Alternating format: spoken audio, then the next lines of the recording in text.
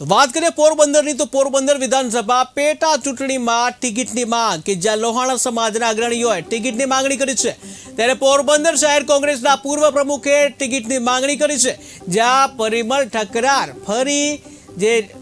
પરિમલ ઠકરાર છે એને વિધાનસભાની જે ટિકિટની માંગણી કરી છે, જ્યાં છેલ્લા 20 વર્ષથી કોંગ્રેસ પક્ષ સાથે જોડાયેલા છે, ત્યારે પરિમલ ઠકરાર માંગી રહ્યા છે વિધાનસભાની ટિકિટ કે જ્યાં પોરબંદરમાં 4 થી 5 વ્યક્તિઓએ લડવાની બતાવી છે તૈયારી। ત્યારે પોરબંદર બેઠક પર જે મહેલ, લોહાણા અને ખારવા સમાજનું પ્રભુત્વ છે।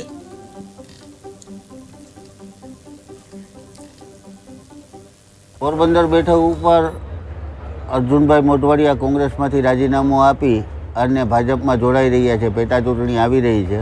અને પોરબંદર વિસ્તારમાં, પોરબંદરના મત વિસ્તારમાં જે તે ટાઈમે પણ પોરબંદરના સમજુ પ્રજાએ એક વિરોધ પક્ષને કાયમ રાખવા માટે અર્જુનભાઈની પસંદગી કરેલી હતી અને હું માનું છું કે આ લોકશાહીમાં વિરોધ પક્ષ મજબૂત હોવો જોઈએ અને એ જ કારણે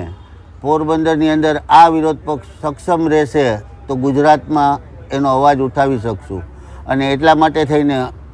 લોહાણા સમાજ બહુ મોટી સંખ્યામાં પોરબંદરમાં દરેક સમાજનો મને ટેકો છે અને હું એવું માનું છું કે મને ટિકિટ મળશે તો સારી રીતના હું આને ફાઇટ આપી શકીશ।